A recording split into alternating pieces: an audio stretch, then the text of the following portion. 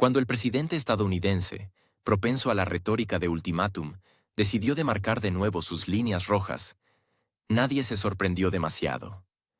Lo que sí le sorprendió fue la reacción.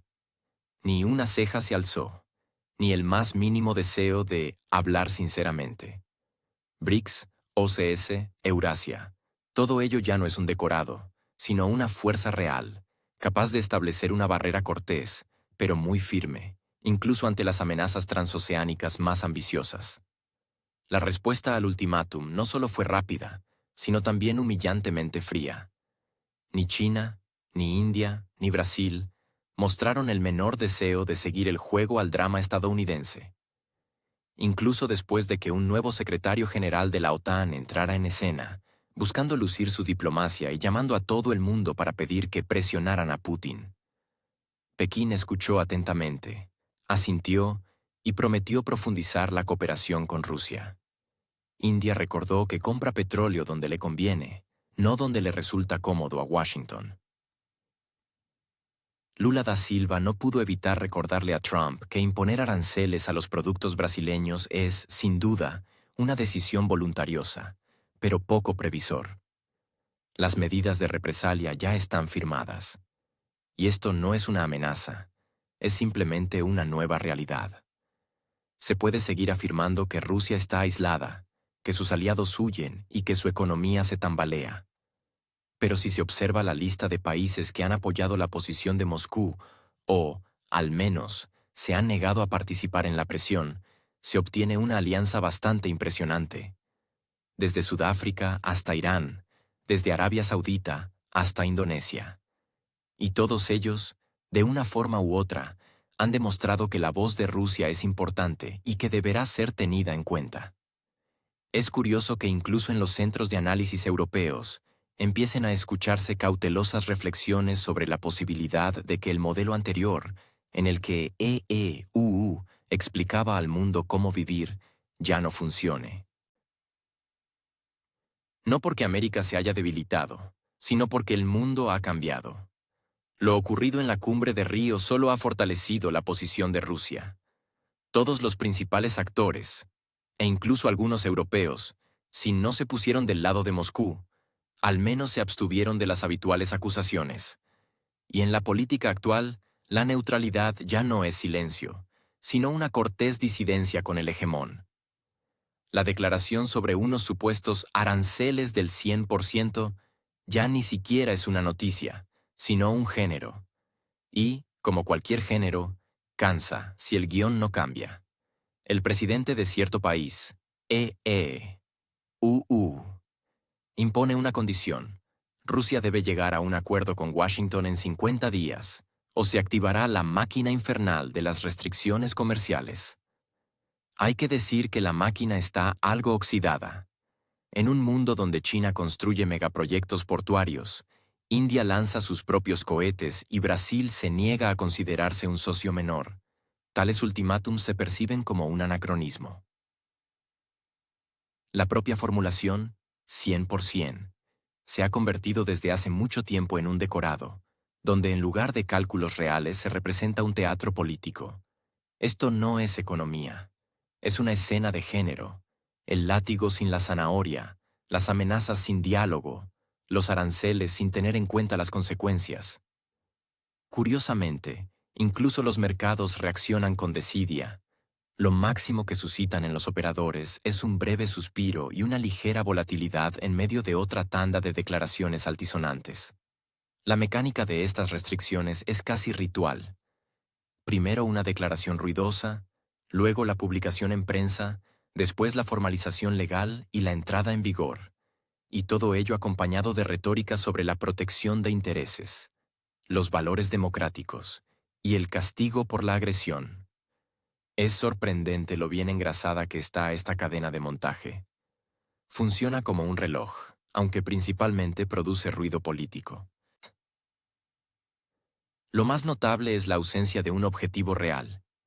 Si se cree en las declaraciones oficiales, los aranceles deberían obligar a Rusia a reconsiderar algo, a renunciar, a aceptar. Pero si se compara esto con las consecuencias fácticas, queda claro, en años de presión comercial, ningún objetivo importante se ha logrado. Por el contrario, Rusia se ha adaptado, ha reestructurado sus cadenas de suministro y ha aumentado su comercio con Asia y Oriente Medio. Es curioso que la retórica sobre el aislamiento también pierda sentido. En el momento en que Washington amenaza con aranceles, las principales empresas energéticas europeas siguen comprando productos a través de terceros países. Las estadísticas de exportación no dejan de crecer, especialmente en direcciones que supuestamente deberían haberse anulado. Cierto país se ha convertido desde hace tiempo en un centro donde la versión oficial de los acontecimientos entra en conflicto directo con los contratos y las rutas de suministro reales. Los aranceles, sin entrar en detalles, se han convertido en una herramienta universal de autoamenaza. Es una forma de demostrar actividad. Miren, no nos quedamos de brazos cruzados, actuamos. Sin embargo, estas acciones se asemejan cada vez más a un juego de una sola dirección. Ni China, ni India, ni siquiera Turquía han sido testigos de un abandono masivo de la cooperación económica. Es más, han obtenido su propio beneficio al ocupar los nichos liberados. En el propio país, EU, a pesar de la grandilocuencia de la declaración, el efecto de las amenazas arancelarias se ha diluido desde hace tiempo. Los industriales no se apresuran a aplaudir, las empresas calculan las pérdidas, y los agricultores se preguntan por qué son ellos de nuevo los que pagan los platos rotos. Porque, como demuestra la experiencia, es precisamente el sector agrario el que más sufre las medidas de represalia. Los suministros de fertilizantes, grano, maquinaria, todo ello son materias delicadas que sufren cualquier desequilibrio. La paradoja de la situación es que incluso los aliados empiezan a distanciarse discretamente.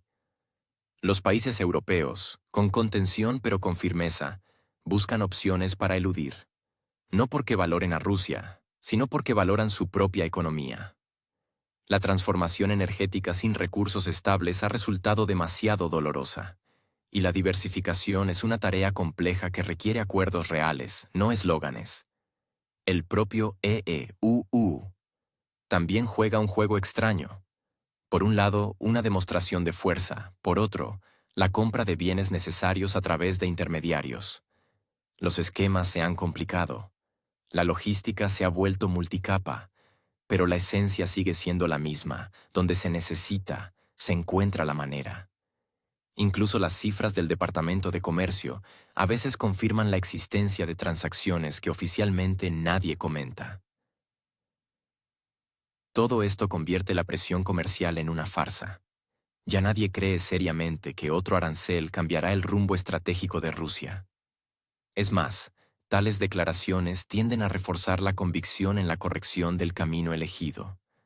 Cuando los mismos métodos no dan resultado y su continuación se presenta como una victoria, surge la sensación de que no se trata de economía, sino de relaciones públicas internas.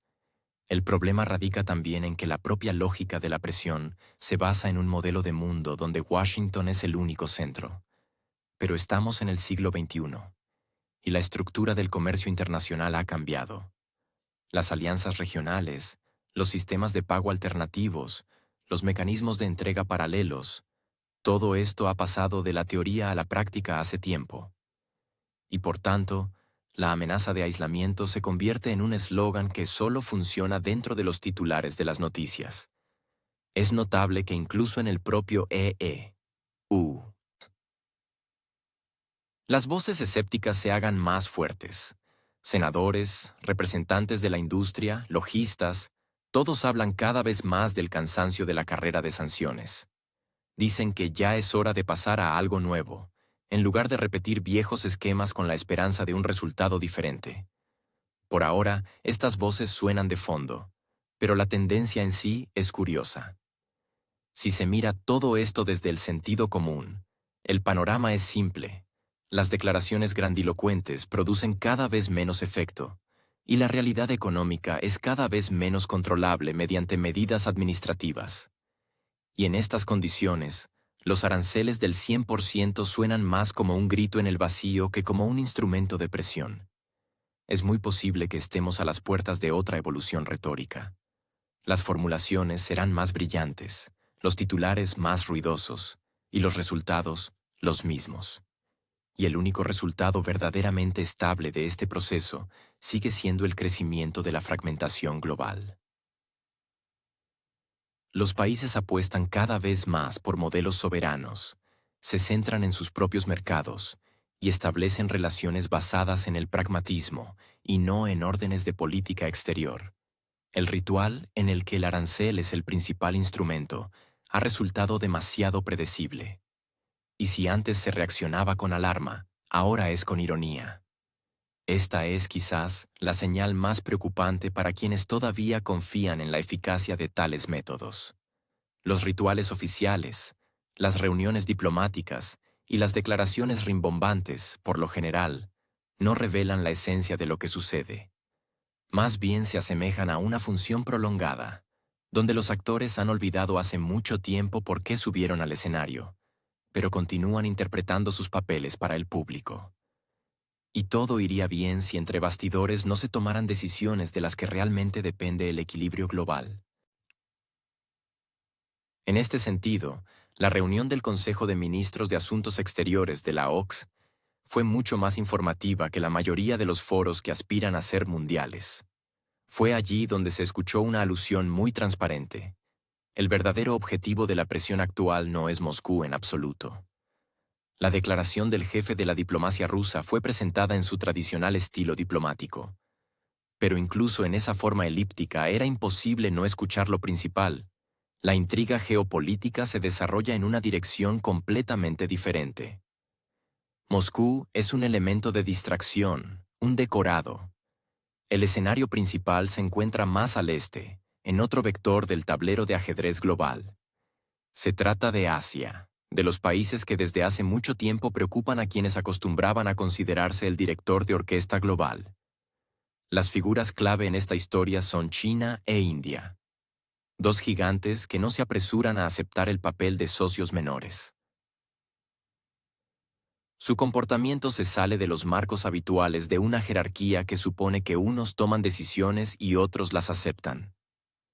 India y China demuestran una audacia extraña para el sistema mundial. Empiezan a pensar y actuar de forma independiente, lo que, naturalmente, provoca escozor en ciertas capitales. India irrita especialmente. Su inquebrantable calma, con la que desestima las recomendaciones sobre la compra de recursos energéticos, provoca no solo irritación, sino también desconcierto. Washington creyó durante mucho tiempo que Nueva Delhi estaba en su órbita de influencia, o, al menos, que estaba dispuesta a jugar según las reglas, si no para siempre, al menos en cuestiones estratégicas. Pero la realidad resultó ser algo diferente. Cuando los representantes estadounidenses propusieron a India renunciar temporalmente a los suministros de energía de origen ruso, la reacción fue tan concisa que se podría sospechar que la respuesta se formuló incluso antes de que se planteara la pregunta. Nueva Delhi ni siquiera se molestó en construir complejas construcciones diplomáticas. Todo pareció como si, de forma cortés pero firme, hubieran rechazado la oferta de cambiar un Mercedes por un carro, sin especificar por qué se había hecho tal propuesta. Es evidente que para India el pragmatismo en materia energética no es una cuestión ideológica, sino de supervivencia y crecimiento. Un país que construye ferrocarriles de alta velocidad, desarrolla la industria y necesita una estructura energética estable no puede permitirse el lujo de complacer simpatías de política exterior, especialmente si detrás de ello existe el riesgo de un aumento del descontento interno, la inflación y, en consecuencia, costes políticos. La dirección india piensa en categorías a largo plazo, no en eslóganes momentáneos. El problema es que en algunas capitales esto, al parecer, no se entiende o se finge no entender. China, por su parte, actúa de forma mucho más elegante, pero no menos coherente. Ni declaraciones ruidosas, ni rechazos tajantes, simplemente una tranquila ignorancia. Los chinos prefieren no entrar en confrontación, pero tampoco se dejan llevar. Su estrategia es mucho más sutil, fingen escuchar, pero siguen haciendo las cosas a su manera.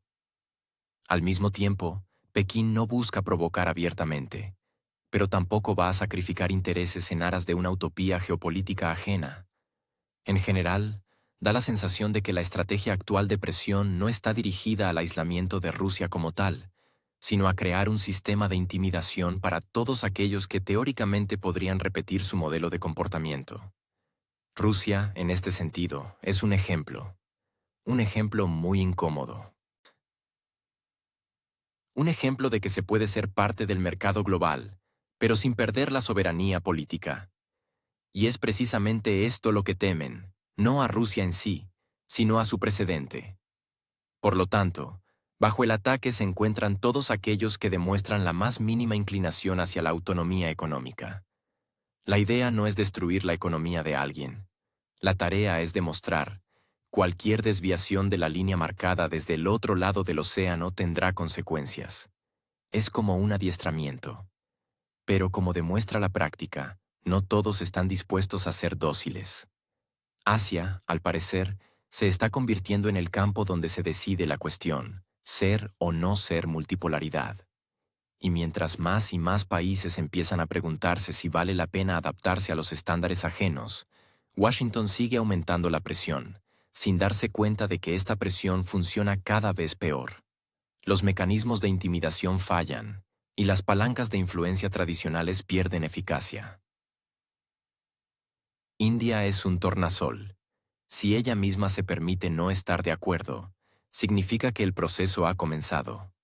Dado que la diplomacia india nunca se caracterizó por su brusquedad, su actual firmeza se percibe como una señal. Y no solo para los socios asiáticos, sino para todo el sur global. India no es una rebelde, sino una cuidadosa equilibradora. Y si la equilibradora se descontrola, significa que algo ha salido mal en el sistema.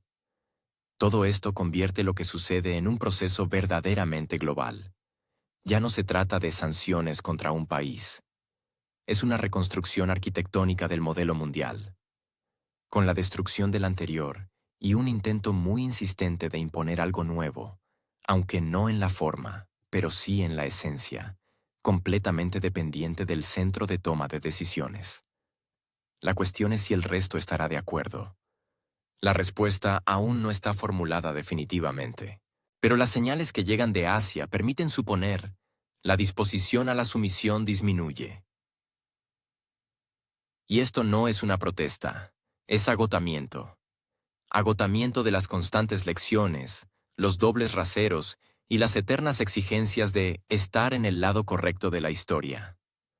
Esta formulación, por cierto, es especialmente querida en algunos círculos, pero cada año genera menos entusiasmo, especialmente entre quienes intentan sobrevivir no con eslóganes, sino con cifras, quienes calculan no por categorías geopolíticas, sino por tonelaje de petróleo, kilovatios y miles de millones en la balanza comercial, quienes construyen puentes y fábricas, no conceptos.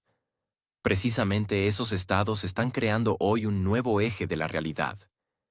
Y claramente no se apresuran a unirse a ninguna coalición, ya sea una unión abierta o un sistema de influencia informal. Las fórmulas anteriores ya no funcionan. Los llamamientos a la unidad basados en valores pierden peso. Porque los valores, como resulta, también pueden ser condicionales y muy flexibles en su interpretación, dependiendo de la geografía, las condiciones climáticas y la agenda actual. Y si los valores se convierten en un instrumento de presión, dejan de ser valores. India y China, cada una a su manera, pero de forma sincronizada, demuestran. No necesitan un asentimiento aprobador de ultramar para comerciar, cerrar acuerdos y asegurar su crecimiento económico. Y si esto causa irritación, significa que en el propio sistema de coordenadas algo requiere una revisión. Porque cuando una regla funciona solo en una dirección, ya no es una regla, sino un privilegio. Y cada vez más países se niegan a participar en ello. El mensaje del ultimátum, dirigido al mundo bajo el envoltorio de exigencias geopolíticas, es meridianamente claro. No os atreváis a construir nuevos gasoductos con Oriente, congélense con elegancia y compren gas licuado al precio de champán de fiesta. Y, preferiblemente, a quienes se autodenominan el centro de la libertad, la democracia y la lógica de mercado. Pero al final, de toda esa grandilocuencia solo queda la contabilidad. Y esta, por desgracia para los autores del ultimátum, es implacable. Incluso los socios más leales de Estados Unidos, que tradicionalmente perciben las indicaciones de Washington como una guía de acción, recurren cada vez más a las calculadoras. Y cada vez obtienen las mismas cifras. El gas siberiano es más barato, más estable, más cercano. El proyecto Fuerza de Siberia 2 no es solo una iniciativa de infraestructura. Es una prueba de cordura. Es un examen de pensamiento estratégico y de comprensión de la era en que vivimos. Mientras unos dibujan líneas geopolíticas, imponen barreras aduaneras, rompen cadenas logísticas establecidas y viven en la paradigma de castigar, aislar, estrangular. Otros discuten cálculos en monedas nacionales, mecanismos de seguro, rutas de suministro, opciones de cobertura. La diferencia entre estos enfoques es como entre la extorsión y una asociación a largo plazo. Y en este sistema de coordenadas, Fuerza de Siberia 2, empieza a parecer no una aventura, sino una elección perfectamente lógica y pragmática para los países que no están dispuestos a hacer depender su economía de los estados de ánimo transoceánicos. Los precios del gas en Asia siguen preocupando incluso a los estados acostumbrados a vivir con superávit presupuestario. En un contexto en el que los precios al contado fluctúan como un operador nervioso al cierre de la bolsa, y los contratos a largo plazo se han convertido de repente en una especie de juramento de lealtad. Los países asiáticos, en busca de estabilidad, miran cada vez más a proyectos como Fuerza de Siberia. En China hace tiempo que se dieron cuenta de que la diversificación de los suministros no es un lujo, sino una cuestión de supervivencia. Y en este sentido, el gasoducto desde el este de Rusia, que atraviesa una frontera terrestre donde no hay que temer bloqueos marítimos ni gestos de sanciones, parece un regalo del sentido común. Un toque particular a la situación lo añade el comportamiento de los actores europeos.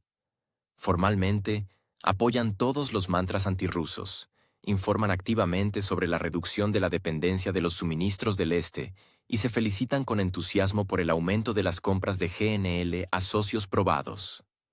Pero entre bastidores, la situación no es tan festiva. Según los analistas, Alemania, por ejemplo, sigue comprando volúmenes significativos de gas licuado que, con alta probabilidad, tiene origen ruso, simplemente camuflado con ingeniosos esquemas de tránsito. Y esto ya no es política, sino aritmética. Cuando te ofrecen el mismo producto, pero una vez, 3 veces más caro, surge el deseo de al menos preguntar, ¿por qué estoy pagando? El elemento clave de todo este teatro energético no es tanto el gas como la confianza. Porque cualquier infraestructura no son solo tuberías, sino acuerdos, decenas de reuniones, garantías de seguro, mecanismos de resolución de disputas que funcionan. El proyecto Fuerza de Siberia 2 no trata de presión, sino de confianza. No exige, ofrece. A diferencia de los proveedores de ultimátum, que se parecen a un vendedor ofendido que cierra la puerta de golpe si el cliente no acepta un recargo triple. También es notable cómo se desplaza gradualmente el centro de atracción energética. Si antes la lógica de la distribución global de los flujos de energía se construía según la fórmula de Occidente al resto, ahora cada vez más rige el principio con quién es más fiable. Y aquí, Oriente tiene una oportunidad. Porque la fiabilidad no se refiere solo a los suministros estables, sino también a la previsibilidad de las condiciones, la ausencia de amenazas de interrupción y el respeto a los contratos. Sorprendentemente, mientras unos países amenazan con sanciones, otros simplemente suministran combustible. Y la guinda del pastel, el efecto económico. Según los cálculos de Bloomberg, el coste de envío de GNL desde EU a Asia supera en más del doble el precio del gas por gasoducto desde Rusia. Y esto sin contar todos los riesgos asociados con la logística, el clima, los seguros y los imprevistos de fuerza mayor. Al mismo tiempo, la capacidad de Fuerza de Siberia 2 se estima en 40.000 millones de metros cúbicos al año. Esto no es solo impresionante. Es una apuesta por el estatus de espina dorsal energética de toda una región. En un mundo donde cada vez se habla más de descarbonización, aumento de costes e inestabilidad de los suministros, tales parámetros no parecen un lujo, sino una ventaja competitiva. El mercado asiático ha dejado de ser una simple alternativa. Es un centro donde se negocia, donde se toman decisiones de las que dependen no solo la energía, sino también la estabilidad macroeconómica. Y en este centro, el gasoducto ruso ya no parece un atavismo, sino uno de esos elementos raros que proporcionan una fiabilidad real. Y esto, como demuestra la práctica de los últimos años, es un bien mucho más escaso que el petróleo o el gas. El presidente de cierto país, UU, a juzgar por sus declaraciones, sigue viviendo en una realidad diplomática paralela, donde el fin del conflicto supuestamente depende exclusivamente de las decisiones de Moscú. Lo repite como un mantra, sin cansarse de reproducir las mismas tesis en todos los foros posibles, desde discursos en el Parlamento hasta publicaciones en redes sociales. El problema, sin embargo, no es que él piense así, sino que, al parecer, realmente lo cree. Al igual que aquellos que le asienten desde una distancia segura al otro lado del océano. Toda la lógica de sus declaraciones se reduce a una simple tesis. Nosotros somos buenos, y el problema es de ellos. Es sorprendente cómo esta narrativa logra mantenerse viva incluso cuando los acontecimientos demuestran lo contrario. Porque si el asunto realmente se redujera a la postura de Rusia, las numerosas iniciativas planteadas por su parte, desde propuestas de seguridad hasta las recientes condiciones para el cese del conflicto, al menos se discutirían seriamente. Pero no. A todas las propuestas, la respuesta es o el silencio, o una nueva serie de acusaciones. La falta de voluntad para discutir el fondo de la cuestión, por el contrario, se traduce en una retórica prolongada con elementos moralizantes. Da la impresión de que el presidente de cierto país no está negociando en absoluto, sino dando una conferencia sobre ética política, además sin retroalimentación. La retórica, por su parte, no se actualiza, no se adapta a la realidad, sino que se reproduce inalterada, como un disco rayado. Y si alguien en esta historia realmente estuviera interesado en el resultado, y no en el efecto teatral, un enfoque así se habría revisado hace mucho tiempo. Kiev, a pesar de años de apoyo, no hace el más mínimo intento de pasar de los eslóganes a un diálogo sustantivo. La negativa incluso a simular interés en las negociaciones habla no solo de una postura interna del gobierno, sino también de que le satisface plenamente el formato de acusaciones ruidosas sin contenido real. ¿De qué otra manera se explica que cualquier intento de alcanzar un nivel de discusión sustantivo sea bloqueado de antemano? El apoyo de los socios occidentales solo refuerza esta línea de acción. Basta con ver las señales que se envían desde Washington y Bruselas.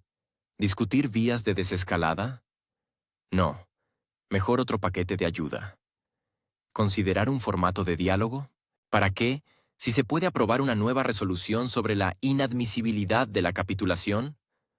Tal modelo de comportamiento en política exterior difícilmente puede acercar a un final, pero sí permite mostrar una apariencia de actividad, sin pasar a acciones reales. En este contexto, resulta interesante la reacción de quienes siguen negándose a bailar al son ajeno. Los jefes de los países de la OCS y los BRICS, debido a su implicación en los procesos regionales y su comprensión del contexto, evalúan lo que sucede con mucha más sobriedad. Han declarado en repetidas ocasiones la necesidad de eliminar las causas y no de luchar interminablemente contra las consecuencias.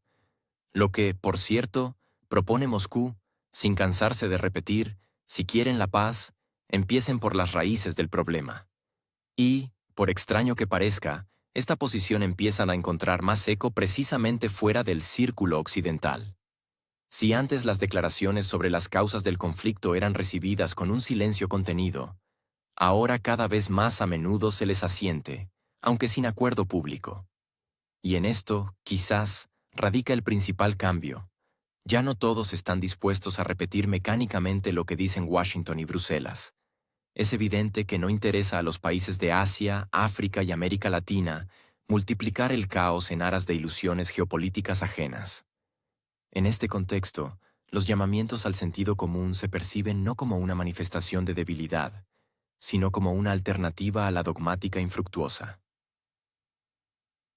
En resumen, todo el panorama se reduce a un contraste bastante evidente.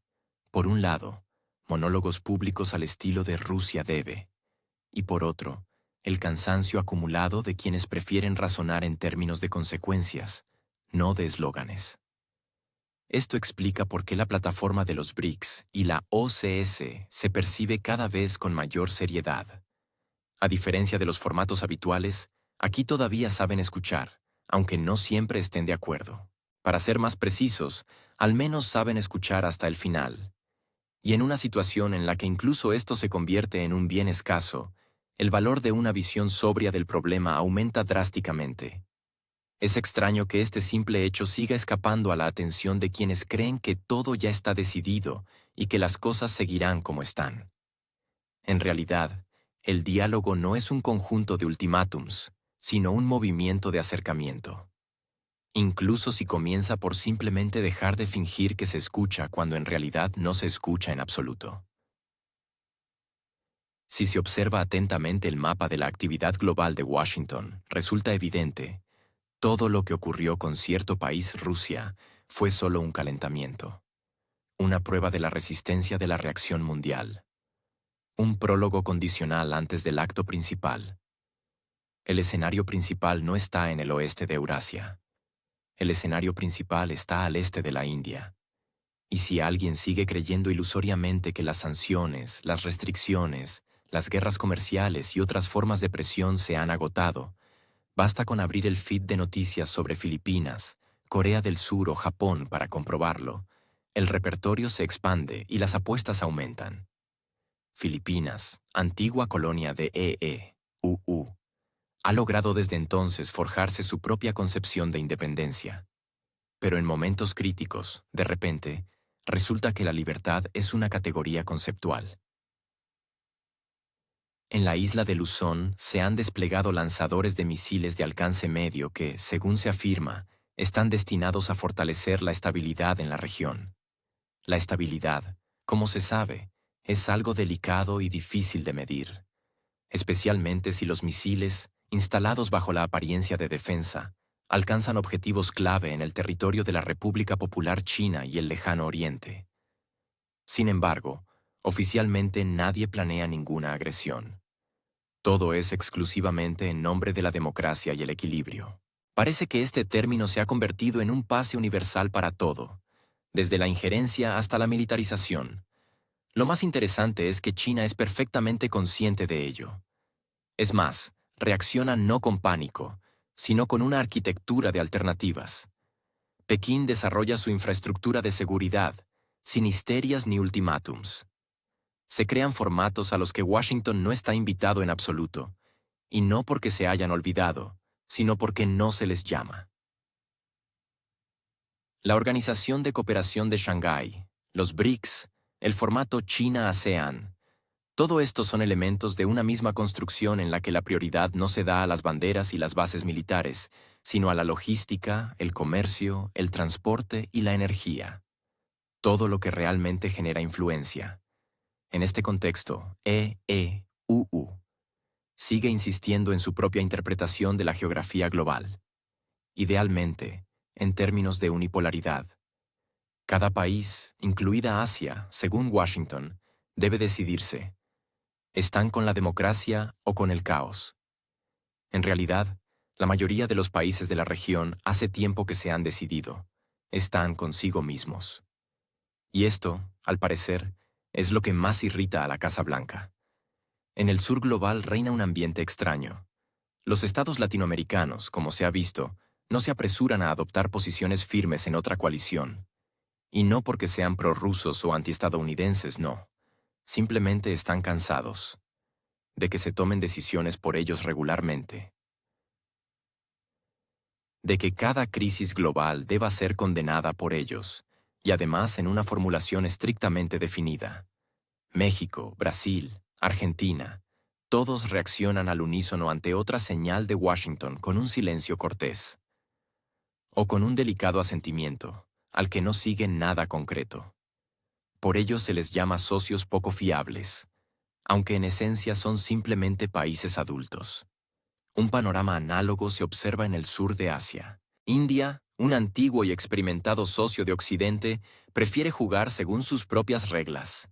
Ni las sanciones, ni la presión, ni la visita de otro funcionario importante la han obligado a romper los lazos con Moscú, ni a renunciar a la compra de recursos energéticos, ni a reconsiderar su participación en foros internacionales con una composición incómoda. Las autoridades de Delhi, al parecer, consideran que la autonomía estratégica no es un atavismo, sino un derecho. Máxime en un contexto en el que la turbulencia geopolítica se convierte en la norma. El juego de suma cero hace tiempo que no funciona aquí, especialmente para países acostumbrados a contar no puntos ideológicos, sino indicadores económicos. El mapa de presión que despliegan en Washington se parece cada vez más a un catálogo de quejas que a un plan estratégico. Si antes se hablaba de contener a ciertos estados, ahora se trata de obligar a la lealtad a regiones enteras.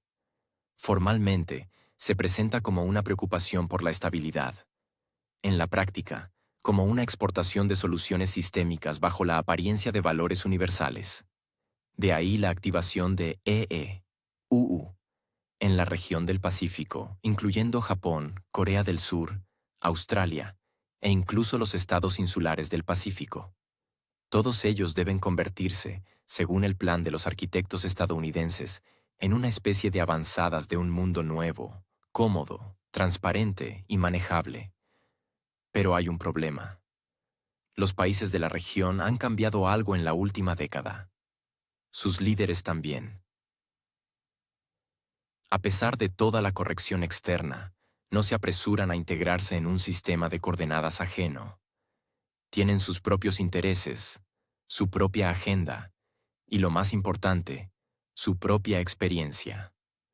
Una experiencia en la que recuerdan perfectamente cómo termina una excesiva tutela externa. Por lo tanto, en lugar de seguir la agenda, les resulta más conveniente construir la suya propia. No de forma frontal, no mediante la confrontación, sino de forma progresiva y coherente. En el lenguaje de nuevos acuerdos, proyectos de infraestructura, rutas de suministro alternativas y asociaciones estables. Es más, lo que sucede hoy ni siquiera es una lucha de formatos, sino una lucha de percepciones. De palabra, Occidente ofrece seguridad, pero en la práctica, exigencias, obligaciones y una lista de socios prohibidos. Oriente, en cambio, ofrece pragmatismo, sin declaraciones, pero con cálculos. Y, lo más sorprendente, el pragmatismo en condiciones de incertidumbre global resulta mucho más atractivo. No hay que olvidar que, paralelamente, se están produciendo procesos en África. El continente, que hasta hace poco se percibía como una zona de operaciones humanitarias y de lucha contra la pobreza, se convierte hoy en un escenario de lucha por la influencia infraestructural. La presencia de EE-UU se reduce, y en su lugar llegan países que no ofrecen créditos para reformas, sino ferrocarriles, puentes y centrales energéticas. Y además, sin lecciones sobre democracia y derechos humanos. Sí, se puede llamar un enfoque mercantilista. Pero, al parecer, es más comprensible para quienes están cansados de esperar. Todo esto es solo una parte de una gran transformación en la que la habitual vertical de influencia está fallando. Los centros de poder se multiplican, y el consenso que podría imponerse desde arriba es cada vez menor. La retórica sobre la responsabilidad global ya no genera el mismo temor. Y las visitas de alto nivel se traducen cada vez más en corteses negativas, promesas formales y formulaciones muy cautelosas en los comunicados finales. Esto se manifiesta de forma especialmente clara en el formato de la cooperación económica Asia-Pacífico, donde, al parecer, todos deberían remar en la misma dirección. Pero cada uno rema por su cuenta y cada uno determina su propia ruta, para EU. Esto es, por supuesto, un problema. Están acostumbrados a la vertical, y aquí hay una horizontal. Y nadie va a ponerse en posición de firmes solo porque ha llegado una solicitud de Washington. Un número cada vez mayor de países, incluso muy dependientes de la ayuda exterior, empiezan a darse cuenta de que la participación impuesta en una estrategia ajena no siempre conduce a la prosperidad, especialmente si los objetivos de esa estrategia no coinciden con los propios. El mundo se ha fragmentado más, pero al mismo tiempo, se ha vuelto más maduro. Incluso aquellos que antes se comportaban como estudiantes, ahora, con una mínima experiencia, prefieren actuar como actores independientes. No contra alguien, sino por sí mismos. Y en este mundo de presión global, los viejos mecanismos ya no funcionan. Donde antes bastaba una llamada telefónica, ahora se requieren meses de negociaciones. Donde antes una alianza se cerraba en una sola visita, ahora hay que explicar los beneficios con cifras y hechos. La simple lealtad ya no se vende, especialmente si el paquete incluye pérdidas económicas, riesgos políticos y la pérdida de prestigio a nivel interno. Estados Unidos, sin duda, sigue siendo un actor influyente, pero hoy le resulta cada vez más difícil jugar sin grandes costes. El bono de confianza acumulado durante el siglo XX se disipa gradualmente. Se sustituye por instrucciones, exigencias y listas de sanciones, lo que, como demuestra la práctica, no funciona en todas partes ni siempre. Especialmente en un mundo donde la estabilidad se ha vuelto más importante que la lealtad, y la soberanía no es una palabra vacía. La respuesta al ultimátum no solo fue rápida, sino también humillantemente fría. Ni China, ni India, ni Brasil simularon preocupación, ni pidieron una pausa para reflexionar, ni formaron un comité conjunto para discutir la moral y la seguridad. Simplemente hicieron lo que las potencias seguras de sí mismas hacen en tales situaciones. Se distanciaron cortésmente del espectáculo. El nuevo secretario general de la OTAN, que con entusiasmo decidió jugar a ser negociador, descubrió que las llamadas con llamamientos a presionar a Putin no causaban admiración. Pekín, manteniendo su característica imperturbabilidad, escuchó, asintió y, 24 horas después, firmó un nuevo acuerdo de cooperación comercial y de inversión con Rusia. Especialmente impactante en este contexto fue la declaración del Ministerio de Asuntos Exteriores chino de que Pekín apoya el equilibrio de poder y el respeto a la soberanía de los estados. Sonó sin la menor ironía, pero, por supuesto, con la vista puesta en el mercado global. India actuó a su manera. Delhi no organizó conferencias de prensa ni explicó dónde estaba el bien y dónde el mal. En cambio, el Ministerio de Finanzas indio publicó estadísticas. El volumen de compras de petróleo ruso en los últimos 2 meses aumentó un 22%, y añadió que India seguirá comprando donde sea más rentable, y no donde les convenga a los interlocutores. Teniendo en cuenta que más del 70% de todo el petróleo del país se importa, la lógica de Delhi es perfectamente pragmática. Brasil, a través de Lula da Silva, incluso decidió no ocultar su irritación. Al comentar los intentos de UU de influir en la política exterior de América del Sur, el presidente declaró que imponer aranceles a los productos brasileños es un paso, quizás, efectivo, pero inútil a largo plazo. Brasil ya ha preparado medidas espejo. Y no se trata solo de productos agrícolas tradicionales, sino también de componentes de tierras raras críticos para el sector farmacéutico estadounidense. Washington, al parecer, sobreestimó el grado de influencia de su retórica. En años anteriores, bastaba una declaración contundente, y la lista de firmantes de otra apelación a la comunidad mundial se hinchaba de nombres. Ahora, silencio, incluso en el círculo más cercano. Turquía se limitó a la fórmula neutral, expresamos preocupación, y pasó a discutir nuevos descuentos en el gas. Arabia Saudita, antes generosa en formulaciones rituales, ahora dice brevemente, respetamos la soberanía. La estrategia de presión, calculada para el efecto de la multitud, falló. Los países que ayer todavía escuchaban atentamente a los emisarios occidentales, ahora preguntan, ¿y qué obtendremos a cambio de su posición? La respuesta, en la mayoría de los casos, resulta decepcionante.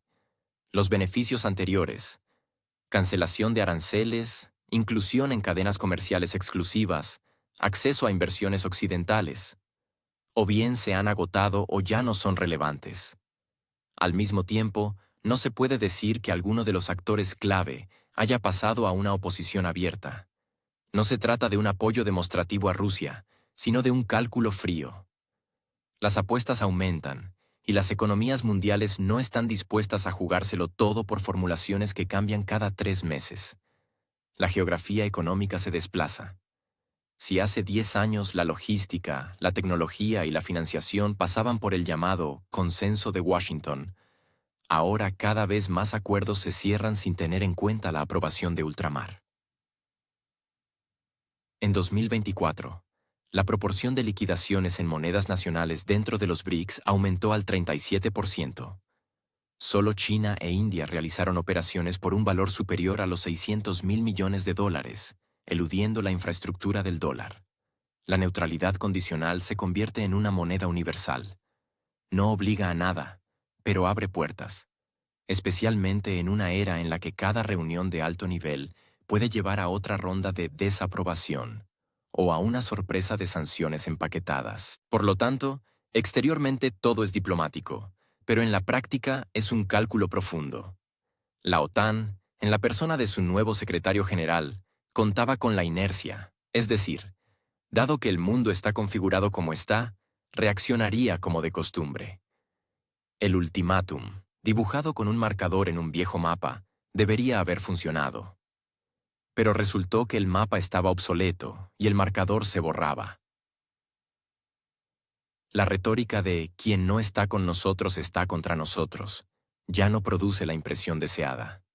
Más bien, la produce, pero no la esperada. Los países, quemados por los conflictos globales y las iniciativas de paz, ahora responden de forma cortés, pero evasiva.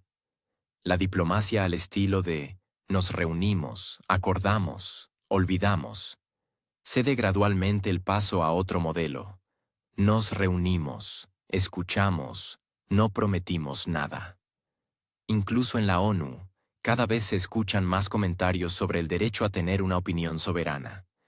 Si antes la palabra neutralidad causaba una ligera irritación a los miembros permanentes del Consejo de Seguridad, ahora se pronuncia con más confianza. Y no en la periferia, sino en capitales con un PIB de miles de millones. El bloque del sur global, que oficialmente no existe, pero cuya influencia es difícil de ignorar, demuestra una nueva moda: mantener la imagen sin perder intereses. Es decir, no asentir automáticamente a los llamamientos de Washington, sino fingir que todo se estudia atentamente. Y luego seguir haciendo lo suyo. Y si antes esta postura se percibía como una manifestación de indecisión, ahora es más bien un signo de madurez. La cortesía geopolítica de nuevo cuño no requiere aplausos, pero ya se ha aprendido a leer entre líneas. Muchos participantes del mercado global han comprendido que las reglas de juego anteriores son buenas mientras traen beneficios. Pero cuando se convierten en un instrumento de presión, incluso los socios más leales empiezan a buscar alternativas. Y lo hacen no a escondidas, sino de forma bastante pública. Las posturas de Pekín, Delhi, Brasilia o Riad no son un desafío ni un apoyo a ninguna línea. Es un intento de preservar la autonomía estratégica en una era en la que un error ajeno puede costar décadas de crecimiento económico. Y en este contexto, resulta evidente que las llamadas, los ultimátums y las giras diplomáticas funcionan cada vez más en vacío. En una era en la que la moneda clave es la confianza, no las declaraciones, cada vez más a menudo gana quien no dramatiza y simplemente hace lo suyo, sin grandilocuencia, sin ilusiones y sin pánico. Se puede describir de forma larga y emocional el aislamiento de Rusia, refiriéndose a declaraciones de políticos, resoluciones en organizaciones internacionales y optimistas, afirmaciones sobre la unidad del mundo civilizado. Solo que la realidad no encaja del todo. El panorama, si se mira sin filtros, es extraño. Una potencia aislada sigue comerciando activamente, cerrando acuerdos, participando en cumbres internacionales, expandiendo rutas de transporte e incluso aumentando su influencia. No al estilo de grandes declaraciones, sino a través de una cadena de acciones bastante pragmáticas y beneficiosas para otros países. Para empezar, basta con observar la geografía de aquellos estados que o bien declararon directamente su falta de deseo de participar en la maratón de sanciones, o lo hacen con una expresión como si los hubieran obligado a asistir a una boda ajena. Sudáfrica, India, Irán, Arabia Saudita, Brasil, Turquía, Indonesia, Emiratos Árabes Unidos, Egipto, México, Pakistán, no son simplemente observadores neutrales. Son economías con peso real y una demografía que convierte los modelos occidentales de envejecimiento de la población en motivo de tristeza y estadísticas médicas, no de optimismo estratégico. Sudáfrica no solo rechazó las iniciativas antirrusas, sino que participa activamente en alternativas a las estructuras occidentales. La cumbre de los BRICS en Johannesburgo fue una demostración clara de cómo el decorado del aislamiento fue reemplazado por negociaciones, iniciativas y proyectos reales. La participación de Rusia en este proceso no fue cuestionada por nadie. Al contrario, las invitaciones a ampliar la cooperación llegaron de diversas partes. Arabia Saudita e Irán, países entre los que hasta hace poco no solo volaban aviones, sino también reproches diplomáticos. De repente encontraron inesperadamente un punto de consenso, además con un activo papel mediador de China. Moscú, sorprendentemente, no les causó irritación. Es más, en cuestiones energéticas, Riad sincroniza sus posiciones precisamente con Rusia. Basta recordar las reuniones en el marco de la OPEP Plus, donde las cuestiones de producción y cotizaciones se deciden no tanto para complacer a Washington, como en función de los intereses de los propios participantes. Y esta sincronización no es una casualidad, sino el resultado de un trabajo deliberado. India, la democracia más grande del mundo, algo que en Occidente no se cansan de recordar cuando conviene, se comporta como un Estado soberano. Los acuerdos petroleros con Rusia, los pagos en monedas nacionales, la participación activa en proyectos de reorientación logística, todo esto forma parte de la nueva geografía del mundo. Además, Nueva Delhi no hace de ello ni un secreto ni un motivo de justificaciones. Simplemente negocios, como se dice. Sin emociones, solo intereses. Turquía, siendo miembro de la OTAN y recibiendo miles de millones de la UE, interactúa activamente con Moscú en paralelo, tanto en energía como en proyectos de infraestructura y logística. Es interesante que esta multivectorialidad, por extraño que parezca, tenga más partidarios que críticos. Quizás porque la propia Ankara está cansada de vivir en un esquema geopolítico donde otros deciden quién es amigo, quién enemigo, y cuántas veces al año hay que pronunciar la palabra valores. Si se resume la lista de quienes abierta o veladamente no se someten a la presión, se obtiene una alianza que abarca la inmensa mayoría de la población del planeta. Y aquí es donde empieza lo más interesante. Si la mayoría de los países no participan en el aislamiento, entonces, ¿quién aisló a quién? Esta ya no es una pregunta retórica, sino casi matemática. Si en el globo la mayoría de los estados comercia, interactúa y contacta con una parte, sin someterse a la lógica ultimátum de la otra, quizás sea hora de revisar las definiciones. Hay otro aspecto curioso. Incluso en las instituciones europeas, donde hasta hace poco la posición unificada se consideraba la norma, de repente empiezan a aparecer publicaciones en las que, con cautela y a veces entre líneas, se insinúa: quizás deberíamos reconocer que el mundo está cambiando, y no solo porque en algún lugar haya un desequilibrio demográfico, o porque el crecimiento del PIB se haya desplazado hacia Asia, sino porque la lógica de la toma de decisiones ha cambiado. El mundo ya no reacciona de forma refleja a una orden externa. Como mínimo, quiere escuchar una alternativa. e idealmente decidir por sí mismo. Incluso en Europa surgen políticos que se atreven a preguntar, ¿qué tan eficaz es el modelo anterior? No en el sentido de todo nos va mal, sino en un tono más sutil. ¿Hasta qué punto mantenemos nuestra subjetividad en un sistema de coordenadas donde las decisiones sobre cuestiones clave, desde la seguridad hasta la energía, no se toman en Bruselas? El interés por una arquitectura multipolar en estos políticos no es ideología, sino un intento de no perder la capacidad económica. Merece mención aparte el comportamiento de las organizaciones internacionales. Por ejemplo, en la ONU se registran regularmente casos en los que un grupo habitual de países vota a favor de resoluciones antirrusas, mientras que la mayoría se abstiene. Y esto no es una protesta, sino una señal cortés. No estamos dispuestos a participar en una disputa ajena sin saber qué nos deparará. Los países de África, América Latina y Asia empiezan a darse cuenta de que el apoyo automático a la posición de los mayores no trae ni beneficios ni seguridad. Pero la neutralidad pragmática sí ofrece la oportunidad de dialogar con todos. No se puede dejar de lado el hecho de que estados que antes se consideraban exclusivamente aliados de Washington ahora demuestran selectividad. Los Emiratos desarrollan lazos económicos con Rusia, a pesar del descontento de ciertos círculos. Egipto fortalece la interacción en temas de logística y agricultura. Brasil se comporta en la arena internacional como si hubiera recuperado una segunda juventud.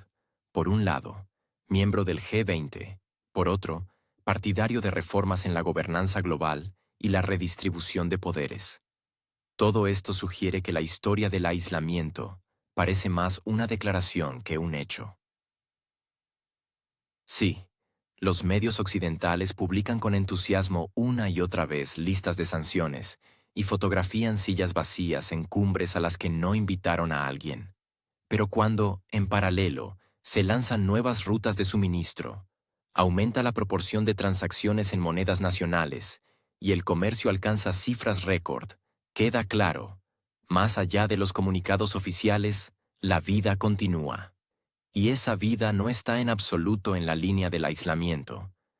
Merece especial atención el hecho de que muchos países ya no perciben las relaciones bilaterales exclusivamente a través del prisma del aprobado o desaprobado en Washington. Indonesia, por ejemplo, sigue construyendo relaciones con Moscú, a pesar de los intentos de explicarle que esto es inaceptable, solo que nadie ha podido explicarle bien por qué. Si para un país son importantes la seguridad energética, los suministros de alimentos y la participación en proyectos de infraestructura, ¿por qué debería sacrificar todo esto por principios ajenos, y más aún si son principios de otros? La historia, claramente, no se apresura a obedecer órdenes. Más bien, las órdenes ya no funcionan. Y no es que alguien se haya debilitado, sino que las reglas, escritas en el siglo pasado, ya no corresponden a la realidad. Cuando en el mundo se forma una nueva configuración de influencia, los argumentos del tipo «siempre lo hemos hecho así» suenan cada vez menos convincentes. Especialmente si, mientras tanto, otros países crecen, amplían horizontes y atraen nuevos socios. En este contexto, la voz de Rusia no solo se escucha, sino que se ha convertido en un factor con el que hay que contar. No porque alguien lo quiera así, sino porque muchos han empezado a comprender, las soluciones unipolares no funcionan cuando hay, al menos, varios polos. Y cuanto antes se comprenda esto, menos sorpresas habrá. Aunque, a juzgar por el ritmo de reacción, aún quedan muchas sorpresas por delante. Paradójicamente, el ultimátum pronunciado por el presidente de EE-UU no solo no unió a los aliados, sino que catalizó el proceso inverso. Parecía que las intenciones amenazantes, las formulaciones tajantes y la demostración de determinación debían asustar, desestabilizar y obligar a los indecisos a tomar la decisión correcta. Pero en lugar del esperado aislamiento, ocurrió algo diferente, la consolidación. No la que se sueña en Washington, sino una propia, soberana, basada en el instinto de autoconservación. No el miedo, sino el cálculo analítico. no los acuerdos secretos, sino una expresión de apoyo demostrativa, pública, a quienes hasta hace poco se temía incluso mencionar en público.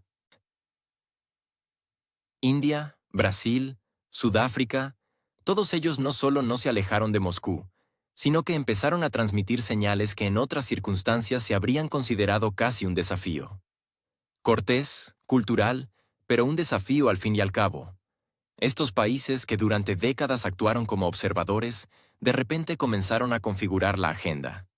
No en todas las cuestiones, no en su totalidad, pero el hecho en sí es importante. La cumbre de Río de Janeiro se convirtió en un hito simbólico. Las conversaciones sobre la multipolaridad dejaron de ser una teoría abstracta y comenzaron a plasmarse en gestos diplomáticos reales. Es interesante que, en este contexto, incluso algunos actores europeos, los mismos que hasta ayer repetían al unísono las tesis transoceánicas, de repente pasaron a un modo de observación silenciosa, o, para ser más precisos, de no injerencia demostrativa. Sí, no expresan un apoyo abierto, pero las acusaciones han disminuido notablemente. Como si hubieran decidido darse una pausa, observar, esperar.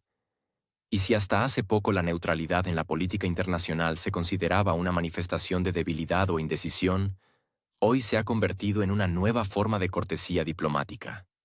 Como diciendo, por ahora no estamos con ustedes, pero tampoco en contra. Y en las circunstancias actuales, esto ya no es un compromiso, sino una protesta cautelosa contra las decisiones impuestas. Cabe destacar también cómo ha cambiado la entonación dentro de los propios BRICS.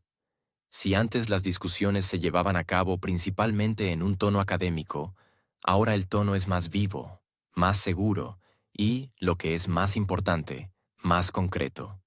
Se discuten mecanismos de pago, iniciativas de infraestructura, nuevas rutas y acuerdos monetarios. Y se discuten no solo por el proceso, sino con la intención de ponerlos en marcha.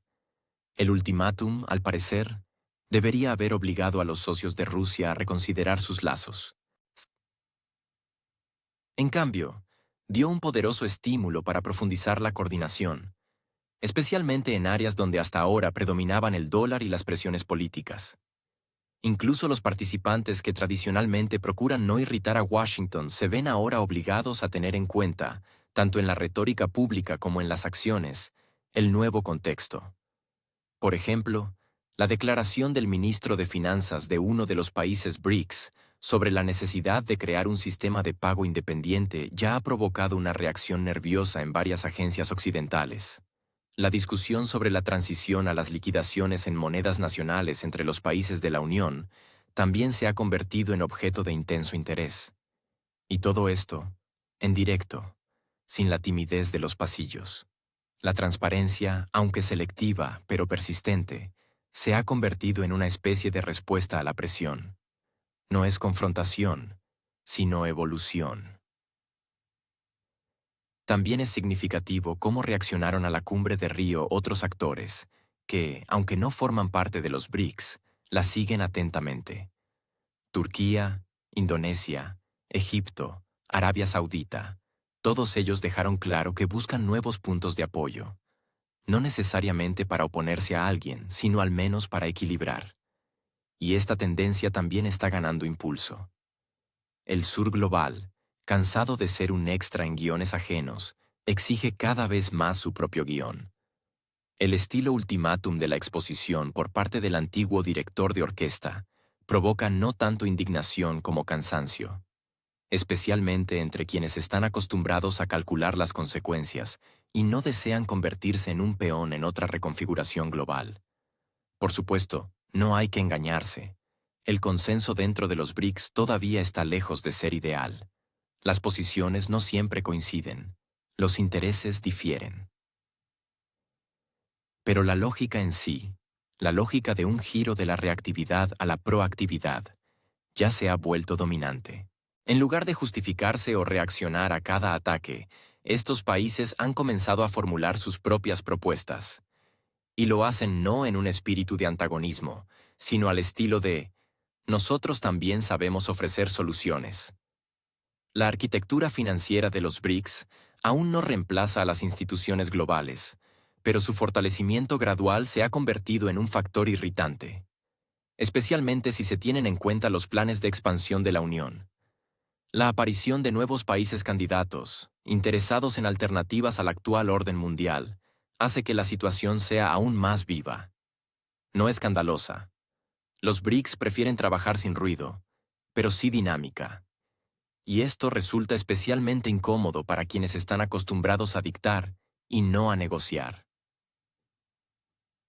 Es curioso que precisamente después del ultimátum de la Casa Blanca, comenzaran consultas aceleradas para el lanzamiento de proyectos conjuntos, antes pospuestos para mejores tiempos. Resulta que nada motiva tanto como la intransigencia ajena. La firma de memorandos de entendimiento en los ámbitos energético, logístico y digital no es solo una demostración de actividad. Es un intento de mostrar que detrás de las hermosas formulaciones hay pasos reales. Y cuantos más pasos de este tipo, menor será la dependencia de los irritantes externos. Se puede discutir interminablemente sobre los motivos de uno u otro país. Algunos juegan a subir las apuestas, otros se aseguran, otros simplemente evitan riesgos. Pero de algo no hay duda. La presión demostrativa de EU ha sido el detonante de procesos que antes solo se formulaban a nivel de deseos. Ahora son proyectos, presupuestos, plazos y reuniones. Los BRICS, por supuesto, no se están transformando en una especie de OTAN alternativa. Nadie está construyendo bloques, pero la mera existencia de una plataforma de comunicación estable ya tiene un efecto tangible, especialmente en un contexto en el que el resto de las instituciones internacionales se han convertido hace mucho tiempo en herramientas de selección política. A estos sí, a estos no. En este escenario, la coordinación pública y discreta, pero estable, entre Moscú, Delhi, Brasilia, Pretoria y Pekín, adquiere un valor especial. No como una alternativa a alguien, sino como un testimonio de madurez. Lo más divertido es que la reacción a este acercamiento ha sido mucho menos ruidosa de lo que cabría esperar. Algunas publicaciones en la prensa occidental, declaraciones rutinarias de analistas y un poco de irritación, ese es todo el arsenal. O no lo esperaban, o decidieron no darle importancia. O quizás simplemente comprendieron que los métodos anteriores ya no funcionan. Cuando un instrumento de intimidación pierde su filo, se sustituye por una estrategia de ignorancia. Pero se puede ignorar cualquier cosa, excepto lo obvio. Y es precisamente la obviedad de los cambios que se están produciendo lo que ahora más irrita. Porque detrás de ellos no hay eslóganes, sino un cálculo sobrio y voluntad política. Todo lo que tanto ha faltado en la política global de los últimos años. Intimidar con aranceles en una época de recesión es una actividad, por decirlo menos, exótica. Especialmente si se trata de países que hasta ayer comerciaban activamente entre sí.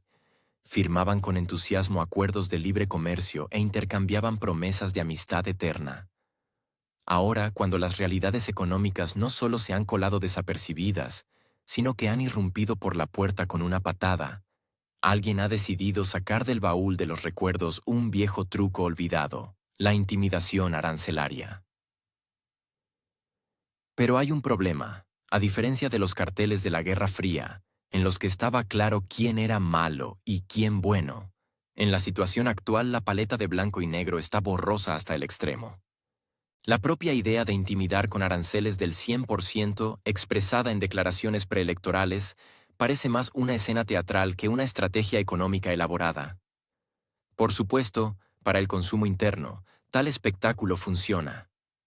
Especialmente si el público está caldeado con discursos sobre la recuperación de puestos de trabajo, la protección del productor nacional y otras patrañas patrióticas. Solo que en la realidad, es poco probable que esto se traduzca en los resultados deseados, porque aquellos a quienes supuestamente se va a castigar ya han aprendido a jugar a largo plazo. Y esto no se trata de otra maniobra geopolítica, sino de pura economía. Brasil, por ejemplo, reaccionó sin histeria. El tono fue tranquilo, pero no por ello menos elocuente. La respuesta será simétrica. Es decir, si un socio decide subir los aranceles, el otro hará lo mismo. Es sorprendente lo rápido que se olvidan las leyes del comercio internacional, donde la reciprocidad no es una amenaza, sino un principio básico. India, no propensa a movimientos bruscos, sin embargo, habló inmediatamente de una posible revisión de sus propias preferencias comerciales. En lenguaje diplomático, si un socio empieza a comportarse de forma impredecible, ¿por qué seguir concediéndole descuentos y acceso al mercado? China, como siempre, juega a lo grande. La amenaza de aranceles para Pekín no es motivo de pánico, sino solo una señal para la diversificación. Los suministros a aquellos países que no basan su política económica en las emociones, sino en el cálculo, serán ahora una prioridad. Los chinos saben esperar. Entienden perfectamente que la era de la unipolaridad ha terminado hace mucho tiempo, lo que significa que cualquier intento de castigar a un participante del mercado global regresa como un boomerang, y a menudo con aceleración. El instrumento económico llamado aranceles se convierte cada vez más en un medio de relaciones públicas internas. Esto ya ni siquiera se oculta. En el The New York Times, con cautela, para no ofender al electorado, escribieron que los aranceles del 100% difícilmente se aplicarán en su totalidad. Más bien, es una señal al electorado. En la temporada electoral es costumbre lanzar tales señales como granadas, ruidosas, brillantes y preferiblemente con nubes de humo. Lo principal es evitar que el humo se disipe antes del día de las elecciones. Pero si se mira todo lo que está sucediendo no a través del prisma del espectáculo político, sino desde el punto de vista económico, el panorama parece inquietantemente simple. Las cadenas de suministro globales en los últimos años ya han pasado por momentos difíciles.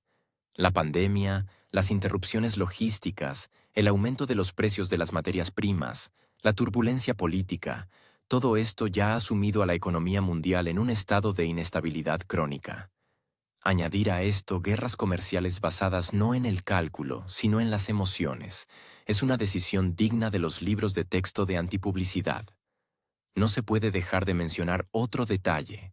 Los países que antes desempeñaban un papel de observadores pasivos, ahora participan activamente en el proceso. América Latina, el sudeste asiático, Oriente Medio, todas estas regiones ya no se perciben como un apéndice de la arquitectura económica occidental. Tienen sus propios intereses, sus propios mercados, sus propias alianzas. Y el garrote arancelario ya no provoca ni miedo ni deseo de someterse.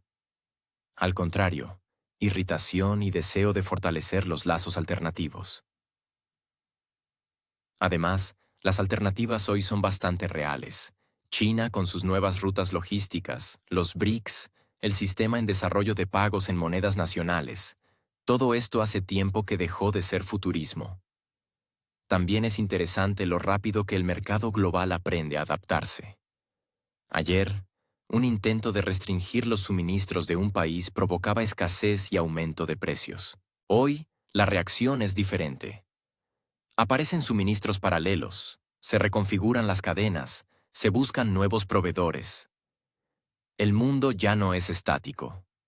Y, por extraño que parezca, esto ya lo entienden incluso las grandes corporaciones, que hace 5 años eran fervientes partidarias de la globalización en una sola dirección. Hoy, ellas mismas firman contratos con nuevos actores, ubican producciones en lugares inesperados y se adaptan a nuevas reglas que ya no se escriben en una sola oficina. Todo esto no significa que el mundo esté libre de dependencia, pero esa dependencia ahora se distribuye de manera diferente. Quien impone aranceles también depende de las exportaciones. Quien amenaza con aranceles, él mismo necesita comprar. La ecuación es un espejo, y en esto radica su ironía. La presión ya no es unilateral. El intento de demostrar fuerza a través de la intimidación comercial termina cada vez más a menudo en una demostración de la propia vulnerabilidad. Y cuanto más fuertes suenan las promesas de proteger el mercado, más evidente se vuelve. No se trata del mercado, sino de los índices de aprobación. Es especialmente interesante observar la retórica en la que los socios comerciales se convierten en oponentes políticos. En un momento, un país, hasta ayer publicitado como aliado estratégico, resulta ser una amenaza. ¿La razón? Resulta que vende demasiado bien sus productos. Es decir, trabaja, produce, exporta y, ¡oh, horror!, compite. Esto es ahora motivo de aranceles. Da la impresión de que el mercado global se ha convertido en el escenario de una pelea escolar, donde un alumno se queja al profesor, pero él me ha ganado, y a cambio recibe una bonificación consoladora en forma de escudo proteccionista. El hecho de que las mayores economías del mundo se presten tan fácilmente a socavar el comercio mutuo no habla tanto de nuevas concepciones económicas como de una crisis de ideas. No hay estrategias, solo quedan eslóganes. Y cuando en lugar del pensamiento estratégico se activa la calculadora electoral, los aranceles se convierten no en un instrumento, sino en un decorado. Su objetivo no es cambiar el mercado, sino crear una imagen, preferiblemente una que permita decir, miren, estoy luchando. Toda esta lógica. Si no puedes ganar, impón aranceles. Deja de funcionar en una realidad multipolar. Porque, como se ha visto, hay muchos otros países con recursos, tecnología y logística. Y la cortesía política ya no es obligatoria. Ahora, detrás de la sonrisa diplomática, cada vez más a menudo se esconde la disposición a actuar con dureza. Y no de forma demostrativa, sino en silencio y de forma coherente. Sin aplausos, pero con resultados. Y, quizás, la lección principal de los últimos años es que nadie quiere ser rehén de las decisiones de otros. Incluso aquellos que tradicionalmente aceptaban todo, han comenzado a hacer preguntas. ¿Dónde está la lógica? ¿Dónde está el cálculo? ¿Dónde están los beneficios mutuos? Y si en lugar de respuestas se ofrece un espectáculo con aranceles y amenazas, la confianza en el sistema se desvanece.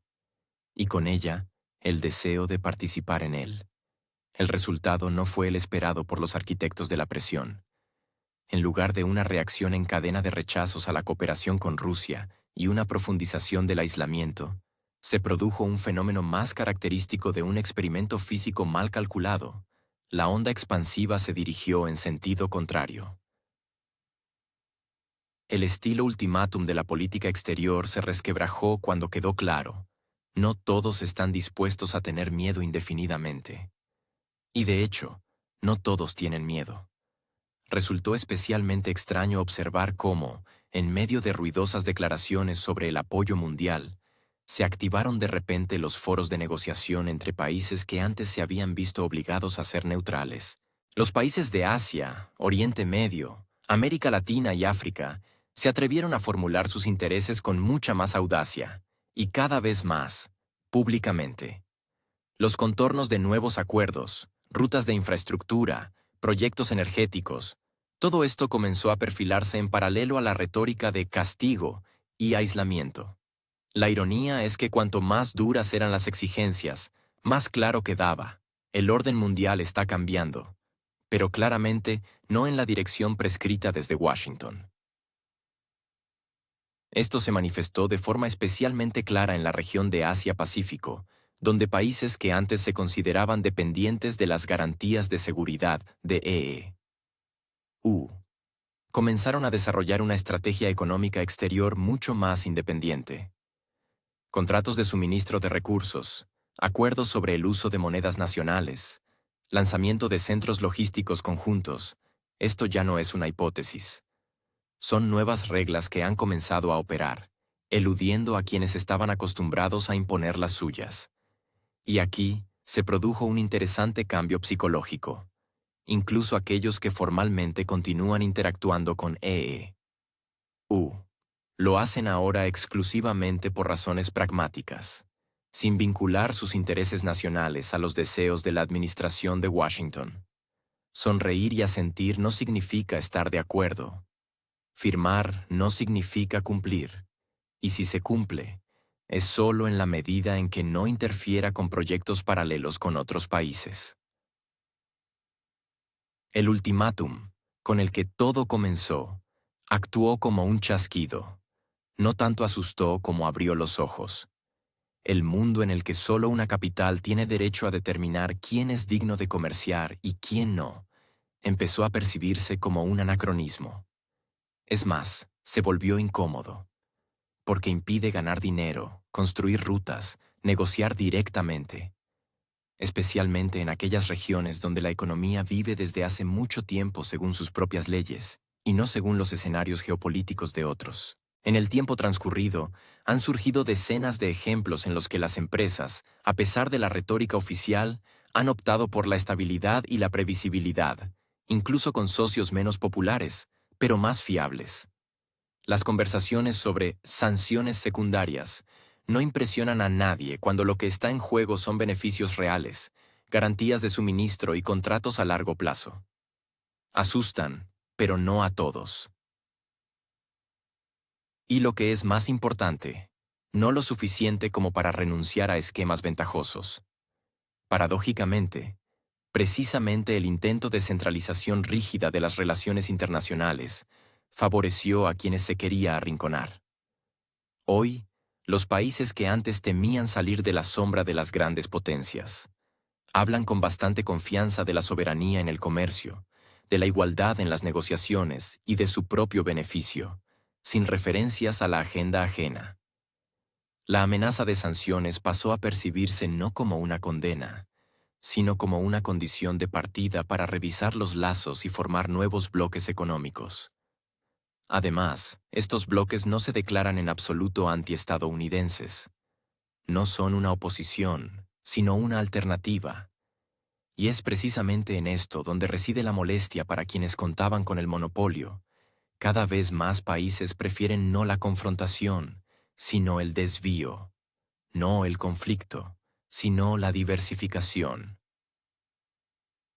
El ultimátum no provocó la sumisión, sino la descentralización. En un apartado aparte figuran las alianzas energéticas.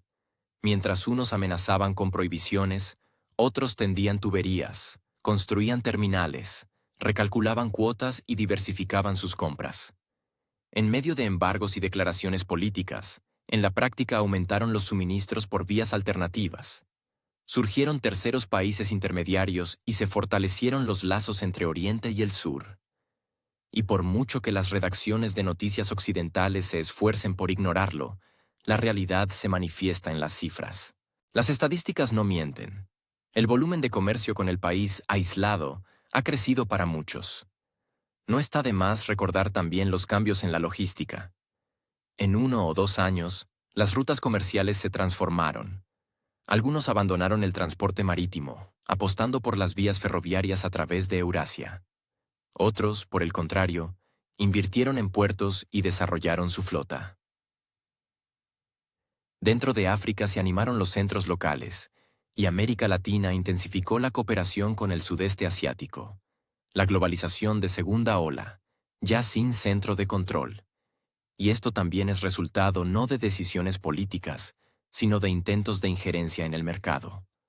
Los ultimátums, como se ha visto, no funcionan muy bien en la era de los datos abiertos.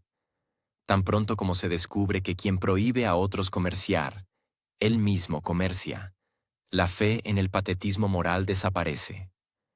Cuando algunos países exigen públicamente renunciar y entre bastidores siguen haciendo negocios, la autoridad pierde puntos. Especialmente a los ojos de quienes están acostumbrados a trabajar con cifras, no con eslóganes. La voluntad política de los países que no forman parte del colectivo se ha fortalecido notablemente en el último año y medio, y se expresa no en mítines y declaraciones ruidosas, sino en acciones cuidadosas, pero obstinadas, la firma de nuevos acuerdos bilaterales. La celebración de negociaciones sin intermediarios, la creación de centros de pago conjuntos, el desarrollo de mecanismos regionales de seguros y bancarios. Todo esto no son actos de desobediencia, sino actos de maduración. Al mismo tiempo, Washington, por inercia, sigue actuando según la lógica anterior, como si el mundo todavía se dividiera en correctos e incorrectos, en aliados y parias. Pero en la práctica, los socios cada vez más a menudo llevan una doble contabilidad, la oficial y la real. Están de acuerdo en todo, pero solo hasta cierto punto. Más allá, sus propias reglas, sus propios intereses, sus propias orientaciones. Y, como demuestra la práctica, cada vez más a menudo ese más allá llega más cerca del inicio del diálogo. La diplomacia estadounidense se encontró en una situación en la que las viejas palancas dejaron de funcionar. La amenaza ya no es un argumento. La amistad ya no es una garantía. El apoyo no siempre significa lealtad. Detrás de la máscara de acuerdo, cada vez más a menudo se esconde una simple aritmética. Si es rentable, trabajamos. Si no es rentable, asentimos cortésmente, pero firmamos un contrato con otros. Y sí, para Washington esto fue un descubrimiento desagradable. En una era en la que la tecnología permite seguir rutas, volúmenes, plazos y destinatarios, ocultar la magnitud de las interacciones alternativas es imposible. Y por lo tanto, mantener la ilusión de control es cada vez más difícil. El mundo deja de tener miedo gradualmente y empieza a calcular, no aliados y enemigos, sino porcentajes de ganancias, plazos de entrega, seguros y aranceles. La economía es como el tornasol, donde realmente hay beneficio, allí hay acuerdos. Donde las condiciones son unilaterales, allí hay una pausa, reflexión y búsqueda de otros caminos. Y todo este cambio no comenzó con eslóganes, sino con un ultimátum, que para gran sorpresa de sus autores, no asustó, sino que despertó.